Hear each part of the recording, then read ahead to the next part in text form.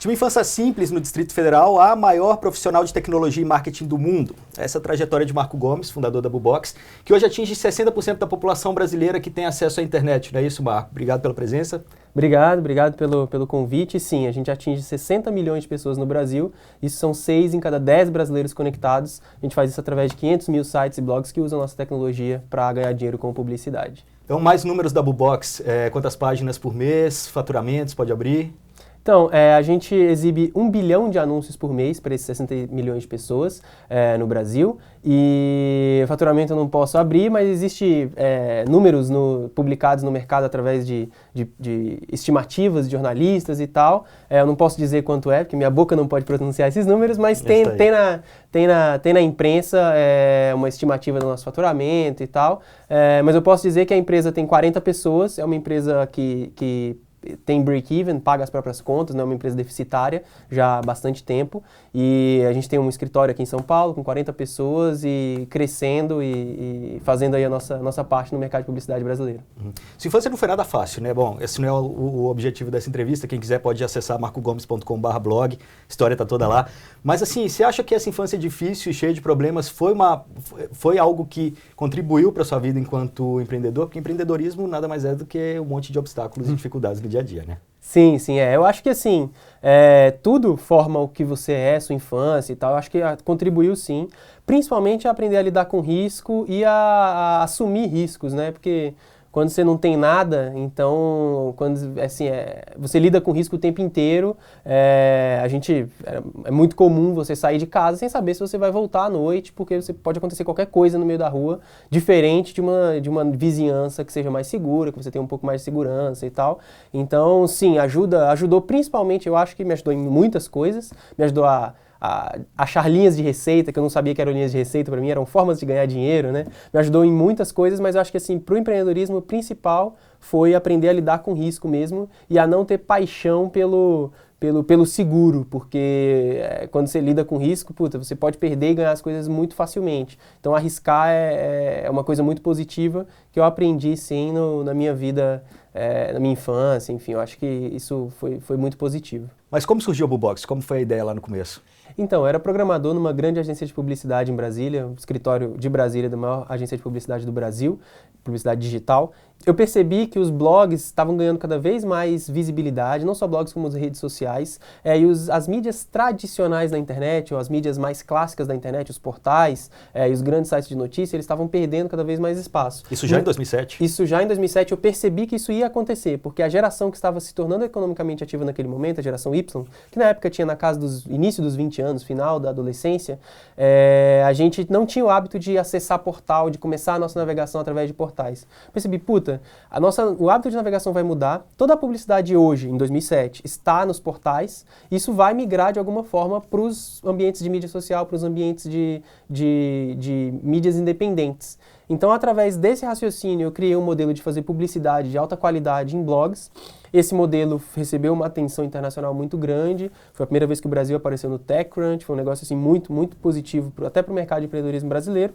E através disso, a história da empresa começou e andou bem. Mas a ideia foi essa. A ideia foi, tem todo um mercado de mídia independente, uma audiência muito grande na mídia independente no Brasil, mídia independente online, e não tem publicidade nesses meios. Então vamos fazer publicidade de alta qualidade, fazer com que os anunciantes possam acessar essa mídia independente de maneira fácil, escalável, com confiabilidade, com sofisticação criativa. Tudo isso gerou o que é a Bubox hoje. Mudou muito desde aquela época até hoje, assim, a forma como vocês tiveram que trabalhar com os anunciantes para eles acreditarem nesse processo também, nesse projeto? Sim, mudou muito. Nossa hipótese inicial, por exemplo, isso é uma lição de empreendedorismo, inclusive, nossa hipótese inicial é que nossos maiores anunciantes seriam os e-commerces, porque o mercado de e-commerce no Brasil, eu sei até hoje os números de cabeça, porque é uma coisa que entrou no meu sangue, assim, mas o mercado de e-commerce na época no Brasil, em 2007, era de 13 bilhões de reais, enquanto o mercado de publicidade era de 2 bilhões de reais.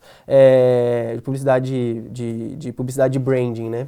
Então, esse mercado de 13 bilhões era muito mais interessante do que o mercado de 2.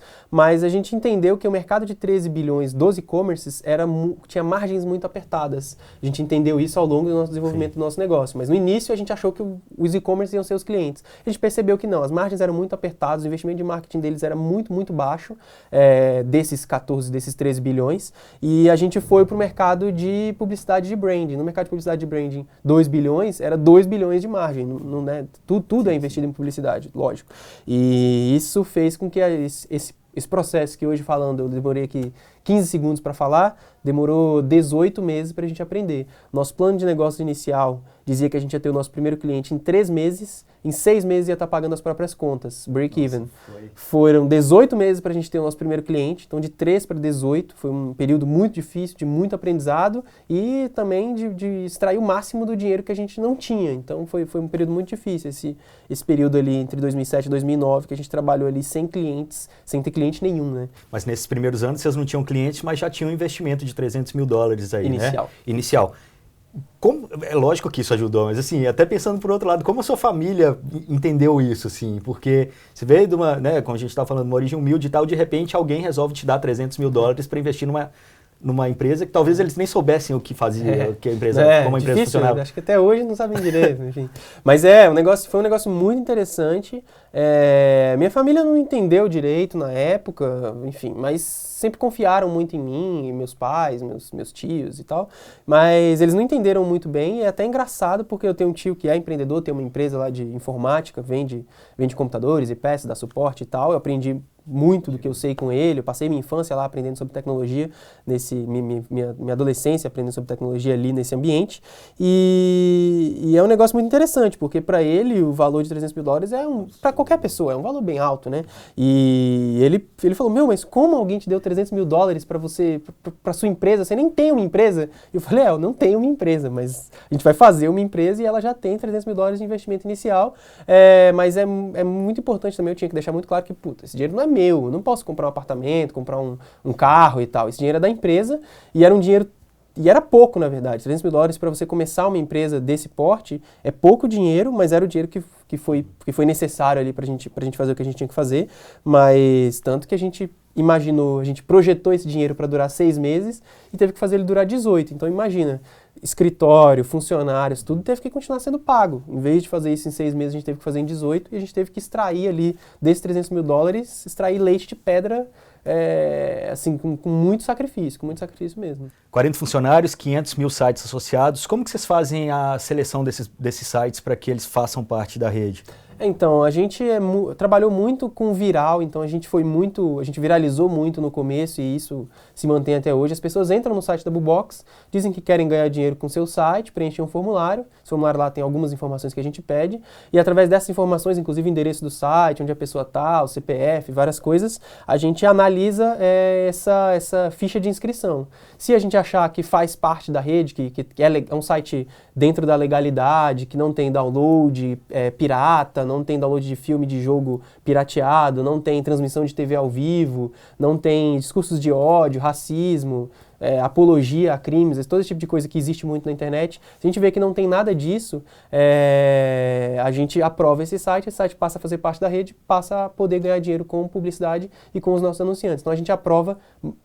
Tem um ser humano, tem alguns seres humanos na empresa que fazem especificamente isso. Eles olham site por site para ter certeza que o site é bom para fazer parte da nossa rede, que está dentro dos parâmetros que os nossos anunciantes exigem, que são parâmetros de alta qualidade e tal. E a gente faz isso recorrentemente. Inclusive com sites que já estão na rede, a gente fica olhando frequentemente quais são os sites mais importantes para ajudá-los a se desenvolver melhor, para fazer com que eles tenham cada vez mais audiência, ganhem cada vez mais dinheiro e também para ter certeza que eles não, de repente, mudaram a linha editorial e foram para uma linha editorial que nossos anunciantes não aceitam. É uma preocupação hoje do cliente saber onde que aquele anúncio dele está sendo exibido, de como ele está sendo associado ao conteúdo, não?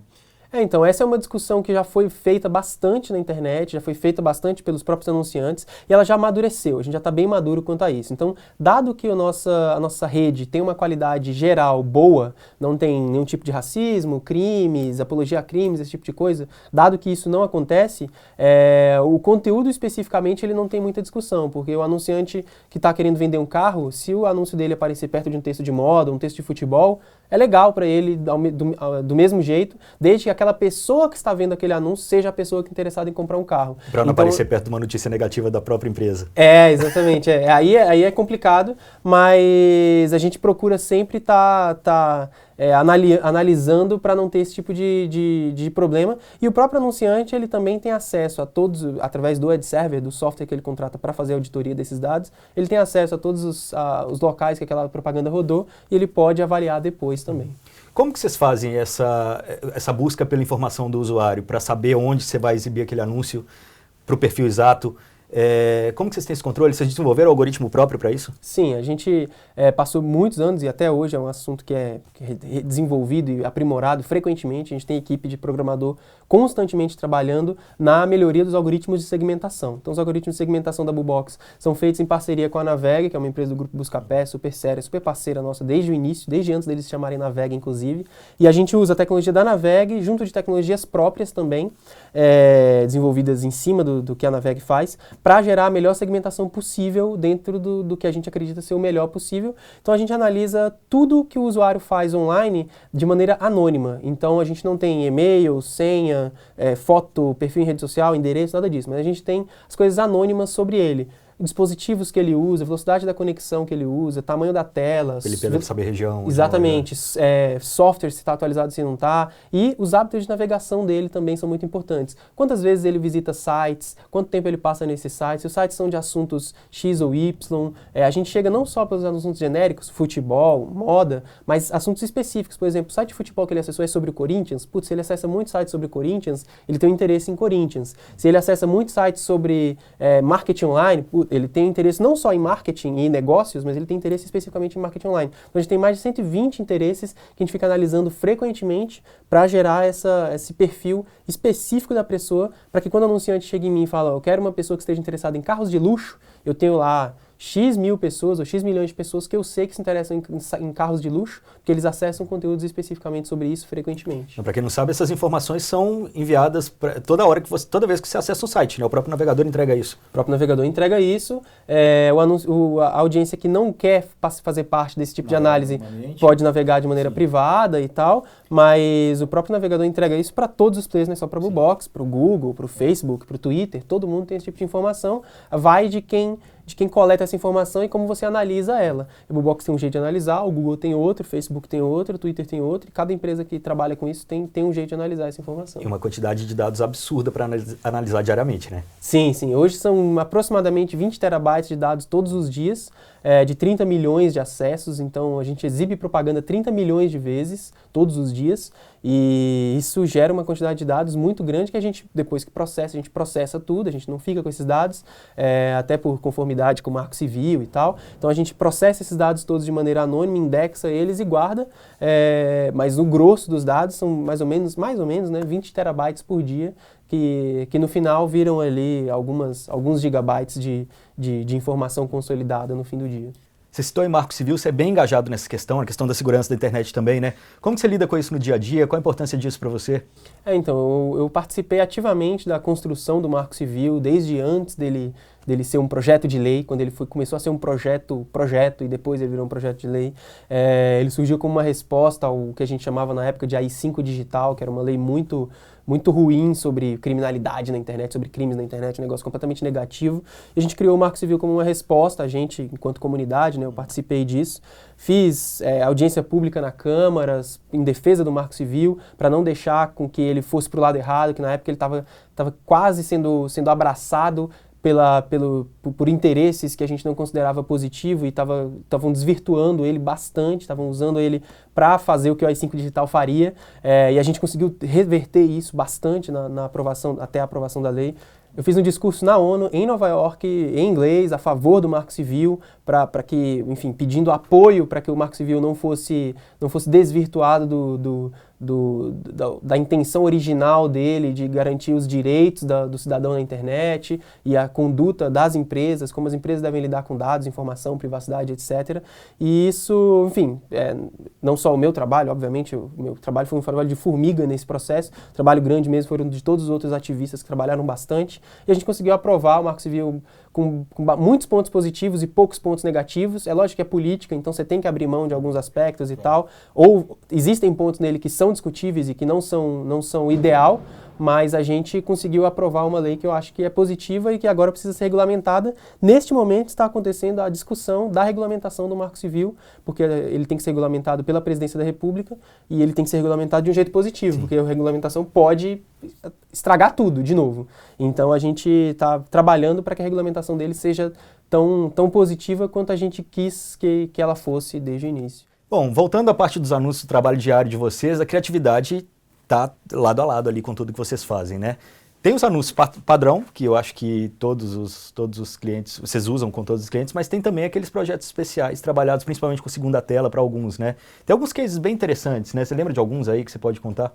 Claro, então, a gente trabalha muito com propaganda inovadora, a gente já ganhou muitos prêmios de inovação ao longo da nossa curta história, e a gente procura sempre estar antenado e fazendo o que a gente acha mais incrível, com maior potencial de resultado para os anunciantes. Por exemplo, uma das coisas que a gente já fez para o Magazine Luiza ano passado foi uma integração entre TV e Twitter, entre TV e smartphone, através do Twitter, em que a propaganda era veiculada na TV, pela TV Globo, normalmente, mas ao mesmo tempo daquela veiculação na TV, estava acontecendo uma campanha no Twitter feita por nós e através dos nossos formadores de opinião, em que os amigos daquele usuário que está ali assistindo a TV e usando o smartphone, ele vê ali um anúncio publicado por um amigo dele, dizendo, olha, Magazine Luiza, smartphone com EPI reduzido, vá amanhã no Magazine Luiza e tal, e saiba mais. Então, assim, é uma integração muito sofisticada, ao mesmo tempo que é muito simples, porque na hora que o comercial da TV está passando, é a hora que você tira o olho da TV e coloca o olho na segunda tela.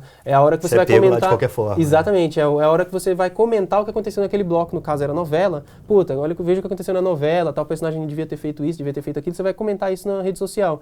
E é um dado que as pessoas às vezes ficam meio desligados, mas mais de 70% dos usuários de rede social no Brasil usam rede social enquanto estão vendo TV. Então, você falando de mais de 70... Trend Topics, né? Todos eles falam sobre TV. Exatamente. Então, são mais de 70 milhões de pessoas no Brasil hoje usando rede social enquanto estão vendo TV. E a hora do comercial é a hora que ele troca de canal. Antigamente, a gente trocava de canal no controle. Hoje já não é mais assim. O canal que a gente troca é o canal da atenção. A TV fica no canal que ela tá mesmo, mas você tira a atenção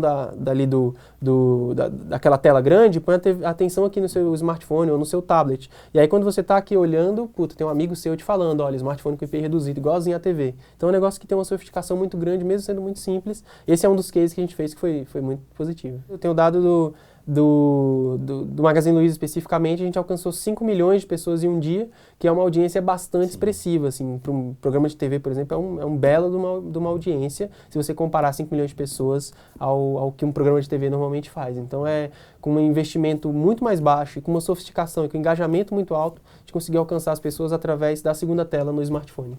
E a publicidade imóvel, como que vocês estão vendo isso hoje? Já é uma tendência, já é algo que os anunciantes pedem?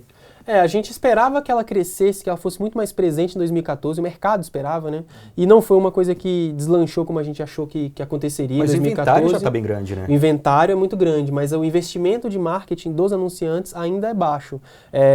Tem uma pesquisa que diz que as grandes marcas investem apenas 5% da sua verba de marketing em publicidade móvel. E eles não pretendem aumentar isso em 2015. Então a coisa deve ficar mais ou menos, deve crescer, mas não crescer aquela curva absurda. Hoje, 20% das nossas impressões de anúncios, a gente imprime 1 bilhão de anúncios por mês. Desses 1 bilhão de anúncios que a gente apresenta por mês em telas, 200 milhões são apresentados em telas móveis. Então a gente tem aí mais ou menos 20% de publicidade da nossa rede sendo exibida em dispositivos móveis, mas ainda é uma coisa muito orgânica, não é uma coisa que ainda deslanchou no Brasil. Deve deslanchar, vai acontecer, é inevitável. O Brasil vai ter mais smartphones do que computadores muito em breve, pessoas usando smartphone para navegar na internet do que computadores muito em breve, mas ainda não é uma coisa que ainda não convenceu os anunciantes de branding. Existe muito anunciante de publicidade móvel, de aplicativo. Aplicativo tem muita referência cruzada, um aplicativo anunciando no outro e tal. Mas anunciantes de branding, as grandes marcas de consumo, os grandes bancos, eles ainda não fazem grandes coisas em mobile. Lógico que você vai ter um ou outro case importante, mas na média eles estão em 5% da sua verba de marketing, o que é pouco. E o que você vê para 2015, então? Como que você enxerga esse mercado de publicidade online para esse ano e para os próximos? Cara, vai ter muita coisa acontecendo em 2015. 2015 vai ser um ano muito positivo, porque não tem o ano atípico que foi 2014 com Copa do Mundo no Brasil e eleições. Copa do Mundo a gente tem a cada 4 anos, mas uma Copa do Brasil é uma coisa que a gente nunca...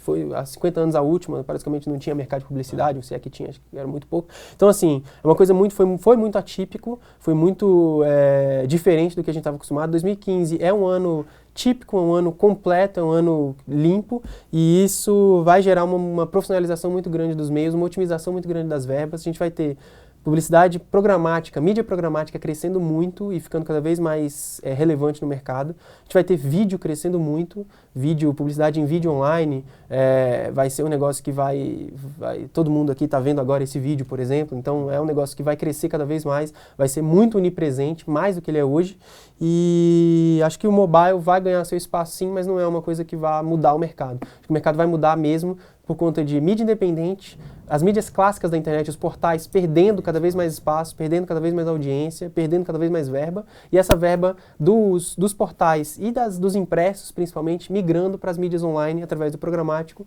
e das mídias independentes, blogs, redes sociais e tal. Expansão internacional da Bubox, que pé tá?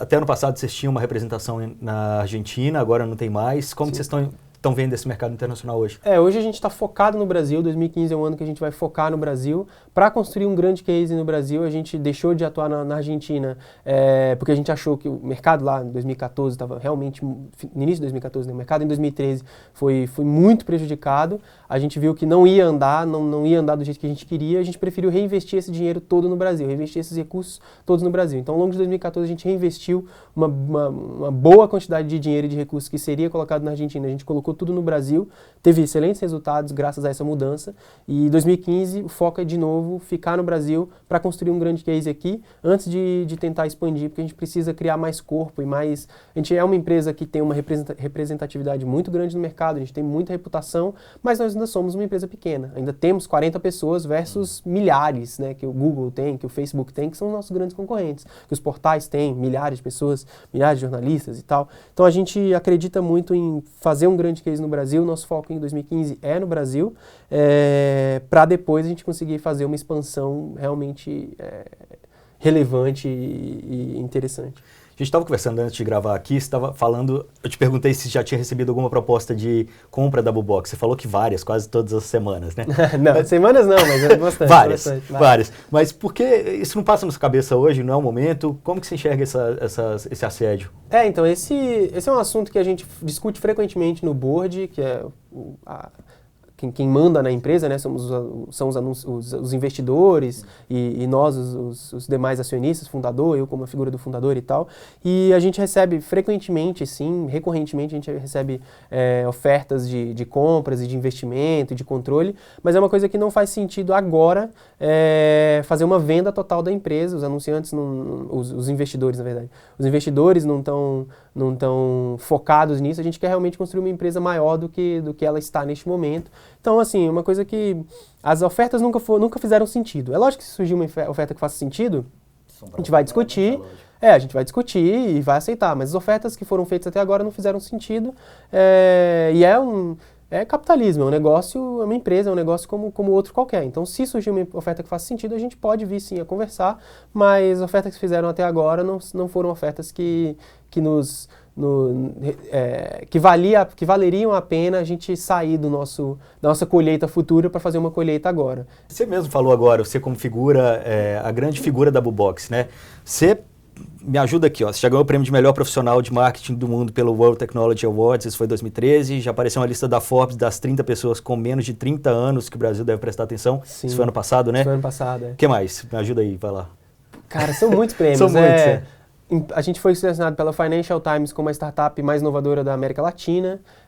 A gente foi segunda maior empresa do Brasil, segunda empresa mais interessante do Brasil. Isso, pela Forbes. Pela Forbes, segunda empresa mais inovadora do Brasil. Ano passado eu fui para a Suíça, Fórum Suíço de Inovação, como a empresa mais inovadora da América, não só da América Latina, mas da América inteira. A gente foi para o Fórum Suíço de Inovação. São vários. Assim, no seu blog você mesmo faz o seu clipping. Nas redes sociais você é bem ativo, você fala da sua vida sem medo. Sou bem ativo, Até que ponto o marketing pessoal é importante também no sucesso da Bubox hoje? O seu marketing pessoal. Não tem medo de soar arrogante de vez em quando ou alguma coisa nesse sentido? Assim, você recebe esse tipo de feedback, não? Recebo bastante. Eu acho que assim, o meu marketing pessoal não é nada importante para a Bubox, é importante para mim, para minha carreira. Eu quero ser empreendedor para sempre. Então, eu acho que é importante para mim. A Bubox não, a Bubox é uma empresa muito maior do que eu. Muito, infinitamente maior do que eu. Então, o que acontece comigo é pouco relevante. É lógico que eu não posso ser preso ou fazer, sabe, alguém me fotografar chutando um cachorro na rua. Isso vai ser horrível para a Bubox, para todo mundo.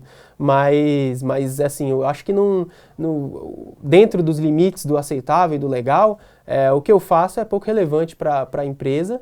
É importante sim para mim e eu procuro ser autêntico ao mesmo tempo que eu procuro cuidar da minha imagem pessoal. Então, mas ser autêntico faz parte. Então eu gosto de falar do que eu acredito como defesa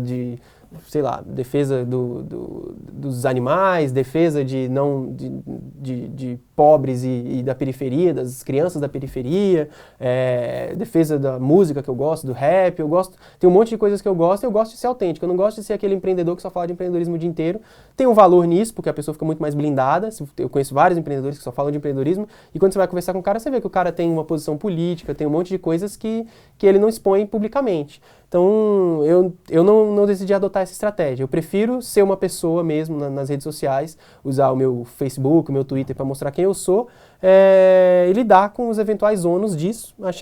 Mas isso não atrapalha a Bubox hoje, porque a Bubox é um projeto muito maior que eu, que já tem vida própria, já não depende de mim há muito tempo. Eu consegui, eu e os meus sócios e os investidores e tal, a gente preparou a Bubox para não ser dependente do Marco Gomes. Então, hoje eu sou à frente da Bubox por uma situação momentânea, sim. Mas se eu sair da Bubox, lógico, não é isso que eu estou dizendo, eu não vou sair da Bubox, mas daqui a 10 anos, daqui a 50 anos, se eu sair da Bubox, a empresa continua com as próprias pernas. É. Ainda falando de feedback, tem umas pessoas que criticam bastante a Bubox, né? A gente mexe e se depara com algum comentário aí. Como que você lida com essas críticas? Quais são as críticas principais? Na verdade, algumas são de pessoas que reclamam da remuneração, que o dinheiro não chegou e tal. Como que isso acontece? Então, a gente lida com crítica como toda empresa, existem críticas construtivas, críticas destrutivas, a gente lida com isso de maneira muito profissional, a gente ouve tudo, a gente conversa frequentemente com os nossos clientes, com os nossos publishers, isso é muito importante pra gente, mas por estar lidando com muita gente que é amadora, a mídia independente, ela é primariamente amadora, né? Ela não Apesar de já ter uma grande evolução desse sentido. Sim, né? Amadora que eu falo não é por ser baixa qualidade, não é isso. A qualidade é muito alta, lógico, mas é uma coisa que a pessoa, muitos deles, não todos, mas muitos fazem à noite, em casa e tal, então não tem o profissionalismo que poderia ter. E o amadorismo, ele traz também um aspecto muito, muito complicado de pessoas que são aproveitadoras. Não todos os amadores, um pequeno número, muito pequeno mesmo, pouquíssima gente, mas esses caras costumam ser muito barulhentos. Por exemplo, é muito comum gente falar que a Bubox bloqueou minha conta, porque o cara estava ganhando dinheiro com o site dele, a gente percebeu que não fazia parte dos nossos termos de uso, ele estava infringindo nossos termos de uso de alguma maneira, e aí a gente bloqueia a conta, estorna o dinheiro para o anunciante para o dinheiro ser usado na mesma campanha em outros sites. E normalmente essas pessoas infringiram nossos termos de uso, mas nossos termos de uso não são uma coisa absurda, eles são as coisas mais básicas do mercado de publicidade. Normalmente, por exemplo, um caso muito comum é gente que faz retransmissão de sinal de TV ao vivo na internet. Sinal da Sport TV, do Combate e tal, que a pessoa transmite no site, coloca publicidade naquele site, mas ele está retransmitindo um sinal que não é dele. Porque ele não pode fazer isso, inclusive é crime, é ilegal. Então isso é muito comum. Sites de download de jogo pirata, download de filme pirata, sites de transmissão de TV, sites que fazem tem discursos de ódio de vários tipos e sites com pornografia. Esses 5 são os caras que mais geram problemas verbais, mais falam na internet, mais reclamam. Sim. E são os caras que estão fora dos nossos termos de uso e eles recebem um aviso, a gente avisa. Olha, você está infringindo os nossos termos de uso, a gente está bloqueando os ganhos dessa campanha.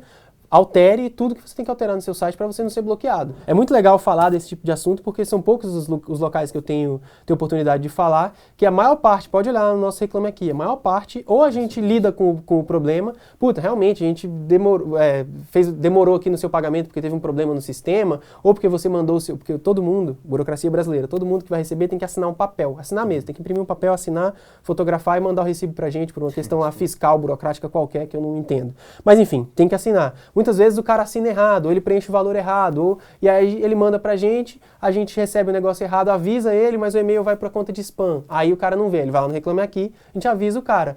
Veja bem, a gente mandou pra você o aviso dizendo que seu recibo estava errado e tal. Bom, você hoje é uma referência assim, para quem é empreendedor, que é o jovem empreendedor. Você teve uma super ideia quando era jovem, montou uma empresa, apostou nessa ideia, hoje essa ideia se transformou numa empresa grande, conhecida no mercado. Que conselho você daria para uma pessoa que hoje está naquele primeiro estágio que você já passou? Cara, são muitos conselhos na verdade, né? Assim, eu acho que se preparar é uma coisa muito importante. Eu acho que você tentar fazer as coisas sem preparação é erro. Se preparar de que maneira? De todas as maneiras possíveis. Lendo muito, conversando com muita gente melhor que você e estudando muito. Eu acho que tudo isso é muito importante. Como a gente conversou aqui antes também da gravação, eu não sou formado, eu abandonei meu curso universitário, depois eu fiz uma preparação executiva em Stanford, na Califórnia, mas eu não sou um contra-estudo, muito pelo contrário. Eu acredito muito no estudo e acredito que é muito importante estudar. Então, se preparar é muito importante de todas as maneiras, conversando com gente melhor que você, lendo muito, estudando muito. Eu acho que é muito importante também você ter consciência que o seu projeto precisa ser maior que você. Seu projeto precisa andar sozinho, você não é insubstituível. Então isso é uma dificuldade muito grande que muitos empreendedores têm. Eles têm dificuldade de delegar as tarefas por perder controle que ele acha que ele tem.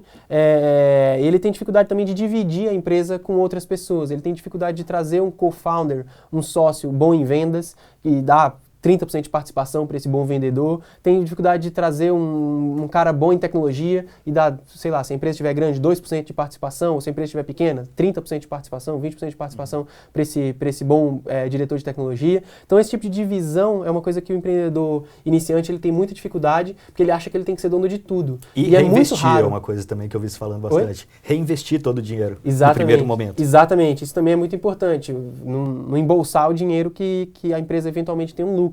Mas isso é, assim, lição básica de negócio. Você tem que reinvestir o seu dinheiro para a sua empresa crescer.